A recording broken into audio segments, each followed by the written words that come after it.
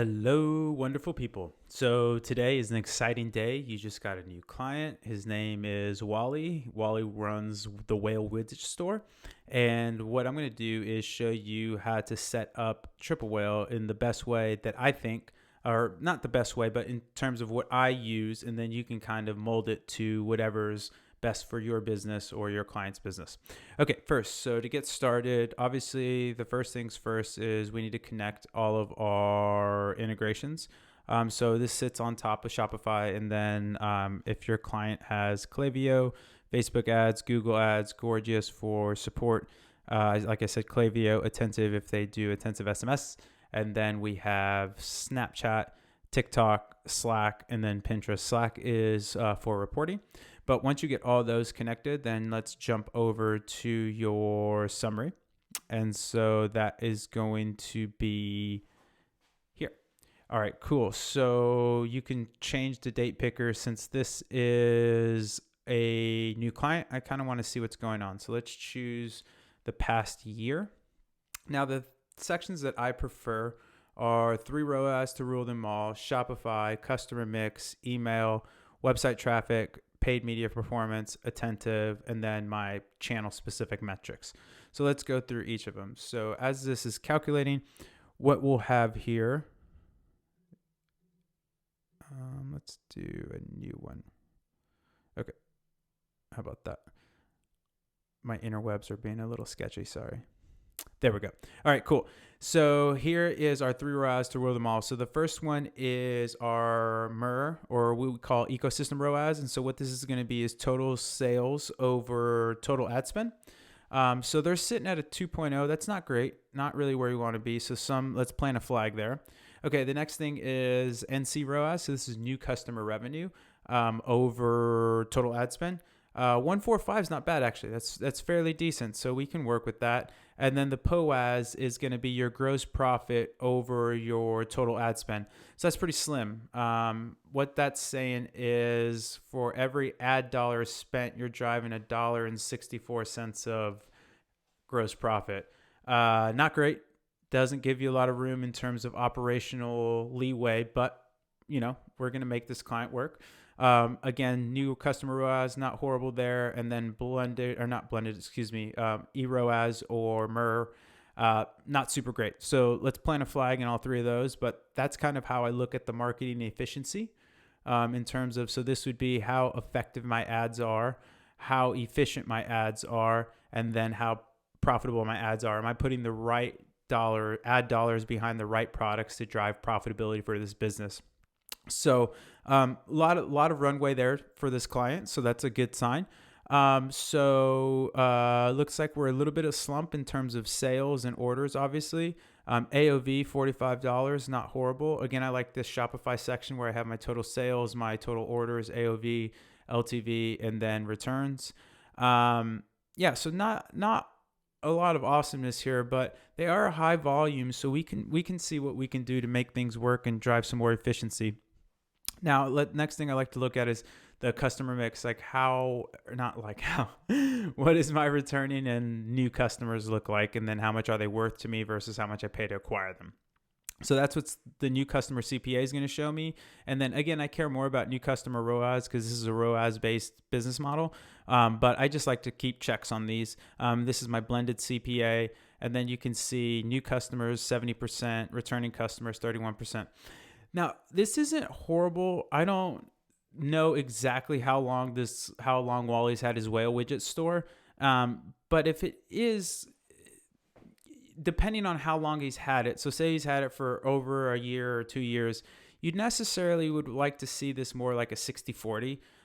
What this 31% indicates to me is that there's not a lot of healthy returning cohorts that are adding LTV to the customer mix. Because 70% of new customers, that's a lot, especially if it's a 1 to 2 year old business and it's not on this like huge hockey stick growth. Even if it is on the hockey stick growth, you'd still want to see that returning customer cohort keep up a little better pace than this. I like I said, I would prefer more of a 60-40 or even this new customer cohort smaller than like a 60 returning, 40% new customers, because that's a pretty small cohort for that size of revenue.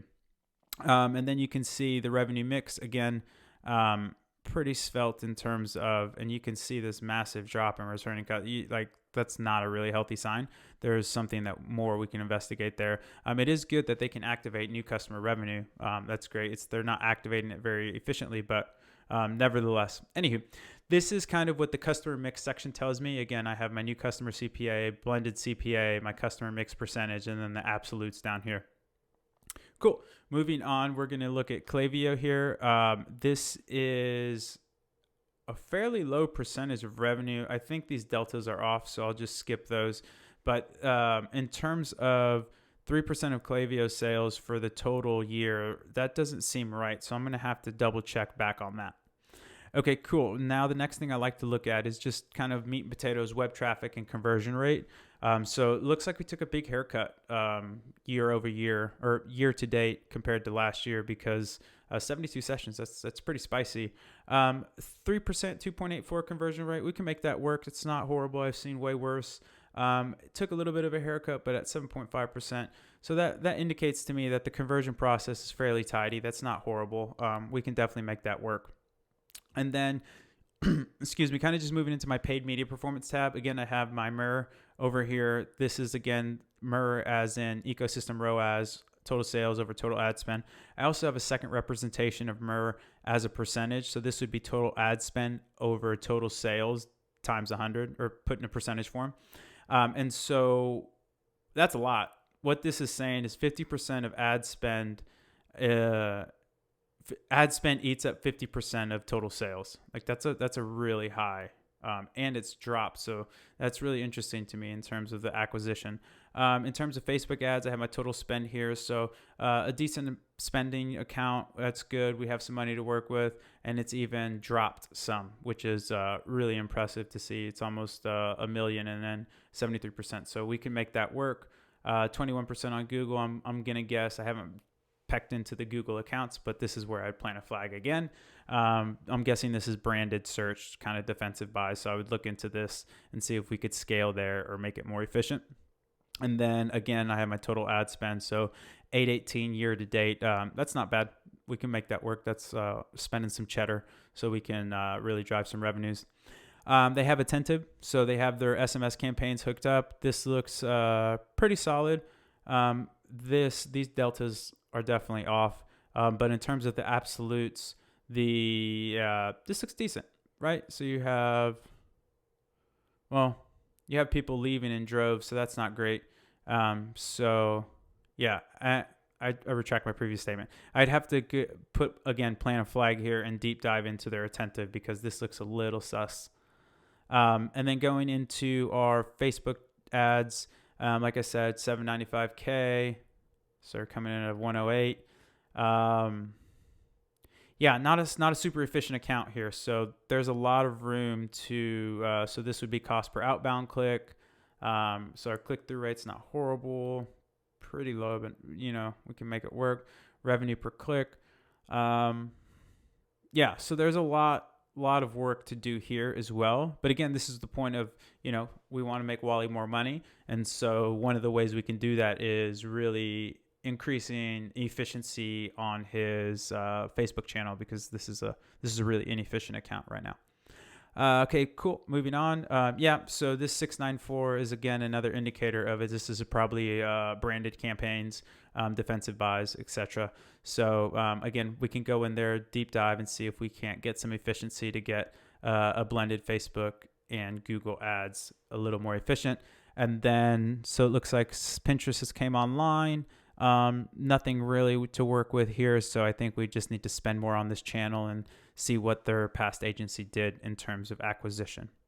So again, this is kind of how I use the summary. So you get everything hooked up again through integrations. Your client loves you. And then the next thing you'll do is you'll add your sections here. And so you can either create a section and you can jam into any kind of thing you want, or you can customize the section in terms of putting it in whatever order. And again, we have these pre-built sections down here, which is a big help, so you don't have to go through all those metrics. All right, cool. So overall, the big takeaways were The ecosystem ROAS is really low. We need to get that up. The new customer ROAS is actually good. So they're activating new customers fairly well. And then the POAS is really struggling. These are really thin margins here. So we have to figure out what's going on there because the ad spend is eating up a lot of the gross profit. And so kind of to put these into words, what this ecosystem ROAS or MER is saying here is that for every dollar of ad spend, we're driving $2.01 in revenue. And then what this new customer ROAS is saying here is for every dollar in ad spend, we are driving $1.45 in new customer revenue. And then what this is saying is for every dollar in ad spend, we're driving $1.64 in gross profit. So again, really svelte here, really strong, decent here, and then not super strong, but not horrible. But these two, the POAS and the ecosystem ROAS or MER, pretty struggle bus. All right, let's go on. So the next thing I would do, well, not necessarily the next thing, but you can add your reporting here. And so you can add all these metrics in, and then you can choose your cadence. And then if you want, you can slap it into Slack. I won't set up a report right now. I'll do that in another. The next thing I would look at. So again, we had a really high fidelity view of the efficacy and performance of the past paid media. So we have a really good handle there, but let's look more about the business and the customers and their customer purchasing behavior. So a few of the things I like to look at is first off, the LTV for 60, 90 days. So you can look at the quarter. I usually take 6 months so I can get, a few more cohorts. You can definitely take the last 12 months as well. So it's definitely up to you. So this is good. It's trending up, which is better than down. But at the end of the day, this is pretty paltry. No wonder Wally hired us because his previous agency was, this is pretty not great. The other thing you're going to notice here as well is the really pretty much no difference between the 60-day LTV and the 90-day LTV. Again, that kind of is also indicative of the sketchier numbers around kind of retention and returning customers. Like 3 months later, you're pretty much getting the same amount 2 months. So that's something that we really need to investigate, understand what's going on there. Something that we could look into would be subscription programs, bundling, other things like that, because these are just really paltry, pretty svelte numbers to get by. And then these deltas. So deltas, sorry, I'll throw that around. It's just a fancy word for percentage change. And so this 9% and 8% is pretty, you'd want to see that a lot higher. The next thing I'm going to do is look by top product. And so I can see that, okay, cool. So the top one is a bundle, the 2-strand, and then some other products down here. Okay, cool. So, and then, all right. I will take this, and then the next thing I like to do is go look at my AOVs. And so you can see those here. All right. Now we give you 3 AOVs in Triple Whale. The reason being that when you're looking at a data set, especially something with customer behavior, people are jagged. And so if you try and derive behavior from averages, it can get really messy. And so we like to give you 3 AOVs. So you have your mean AOV. So this is going to be total purchase conversion value. So total sales over total purchases. We also do something really unique here in the sense where we're going to give you the median and the mode. And so the median is going to be the center of that data set. So 50% of the purchase values are below $40.95 and 50% of purchase values are above $40.95. And it just turns out that the mode, which is the most frequent value in the data set, is also $40.95. This is really important. This data distribution isn't too variant. There's not a lot of the distribution is fairly close, where the mean is $52 and the mode is $41. Not horrible. I actually have another client where the mean is around $48 and the mode is $19.90. And so that's a place where you have to go back to the client and change the economics of the business around paid media, because it's going to be really challenging to make a $19.90 or basically a $20 AOV work on paid media. It's going to be, uphill battle. So that's kind of what I like to look at here. So I know that, okay, I can probably expect about $41 in terms of conversion value for paid media. All right. So now we looked at our 60-day, 90-day LTVs. We looked at our 3 amigos of AOV, mean, median, and mode. The next thing I want to look at is product journey. So we saw that those, what those top products were. And now I want to go see how people flow through those top products. And so what you're looking at here is a Sankey chart, Sankey diagram. And this first bar right here is the first purchase. This second bar right here is the second purchase, and this third bar right here is the third purchase. So you have your third purchase, your second purchase, and your first purchase. What you care about when you're evaluating user journeys using a Sankey diagram is the golden path. So that's going to be the most prominent journey, and then the golden product path. So that's getting all the way to the third purchase of the same product. So in this diagram, this is the top knot. And so this is actually a fantastic product. If you look at, you can see 40%. So the golden path would still be 47% to other, but you still have 40% of people buying the top knot a second time. It's sensational. And then you have 52% of that 40% buying it a third time. That's fantastic. It's really what you want to see. You have about a 12% point growth in terms of subsequent cohorts. That's fantastic. This is a strong product. I would really, really pump a lot of paid media behind that. Furthermore, you're selling into a Naomi and a Lulu 2-strand, and those also go into the top knot ponytail. So there's a lot of juice in this squeeze right here. This is definitely a great product that we should put paid media behind. Now let's look at the 2-strand to see a different anatomy. Boom, like you can see, there's just a difference. So 69% of people buy something else on their second purchase. So on their first purchase, they buy a Lulu 2-strand, 69% buy something else. That's not fantastic. It's not really what you want to see. So this would be the most prominent path, which would AKA be the golden path. Now let's find our golden product path. So 11% of people who bought the Lulu 2-strand the first time bought it a second time. So that would be up here. It's pretty small. That's not great. And then out of that 11%, 25% bought a Lulu 2-strand a third time. So that's great. That's actually what you want to see. Again, you have that growth in terms of subsequent cohort 11 to 25, so about 14 points in growth. That's great. But again, this is really not the path in terms of paid media. Not saying it's a bad product, quote unquote, but what I am saying is I would never put $1 of paid spend behind this product because it is going to be really challenging to give people the experience they want and to make the economics work. All right, cool. Let's look at the bundle, see how that does. So the bundle looks a little better, and I'll tell you why. So again, not great in the sense of the 67%, but the bundle is driving. So again, this is our most prominent path. This is our golden path. It is driving 70% into the top knot ponytail, which is our really awesome product. So we love that. And then, that's incredible, right? So what this is saying is somebody who bought a Lulu 2-strand for their first purchase bought a top knot ponytail holder 17% of the time. And out of that 17%, every single person bought another top knot ponytail holder for their third purchase. So they went Lulu 2-strand, and then 11% or 17% bought a top knot, and then 100% bought a top knot for their third purchase. So not a horrible product, but I'd be more inclined to put paid media behind this than the 2-strand personally.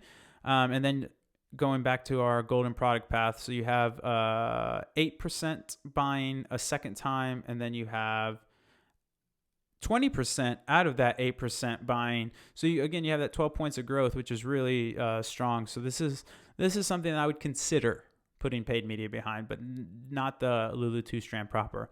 Let's look at one more. So how about maybe the Halo?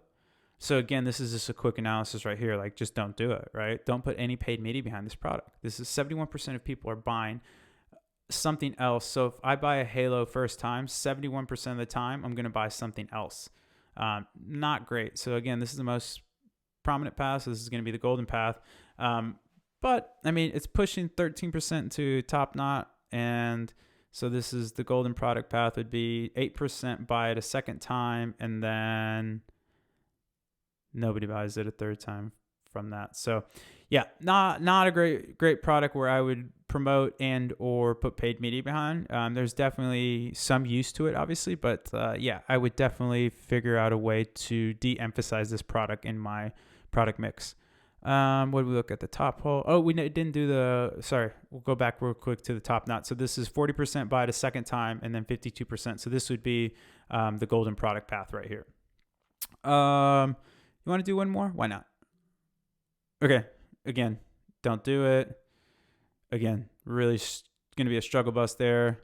And then this is an interesting one. We can dive into this one really quickly. So the Lulu 2 strand, double Lulu 2 strand, you have 68% buying other a second time. So again, this is going to be the golden product path, or the golden path, the most prominent path. This is going to drive 18% into the top knot. Not horrible, but they don't do anything after that. And then 5% go into the butterfly, and then 9% go into the Risha fishtail.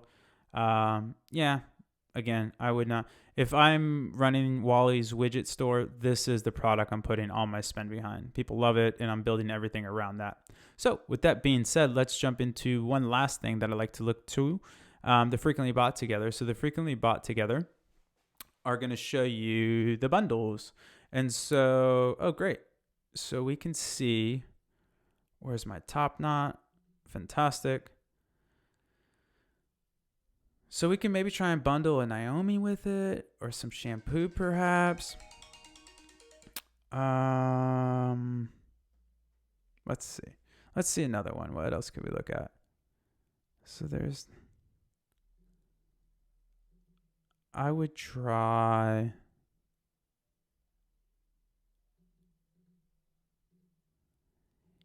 Yeah, I don't know. I'd have to go maybe the Winged Beauty. Yeah, I don't know. I guess I would just keep with these bundles then, the Lulu 2 strand, the dry shampoo, and then the Naomi ponytail. I like that the top knot is in these three because it is a fantastic product. And so I don't know if I would build any more new bundles. I would kind of keep it around these three. What else do we need to go over? So that's pretty much the big, sales cycle. Duh. So real quickly, I'll just jump through the macro sales cycle, and then you can also drill down by products as well. And so what this is showing you is the time between the first and second order, and then the time between the second and third order, and then the time between the third and the fourth order.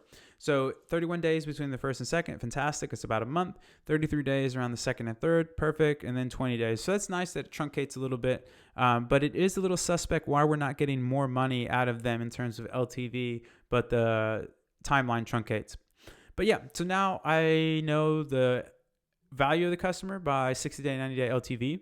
I know the purchase behavior of the customer by my 3 amigos of AOV. I know the top products to bundle by my frequently bought together. And then I know how people flow from a first purchase of a product all the way to a third purchase of a product with my product journeys.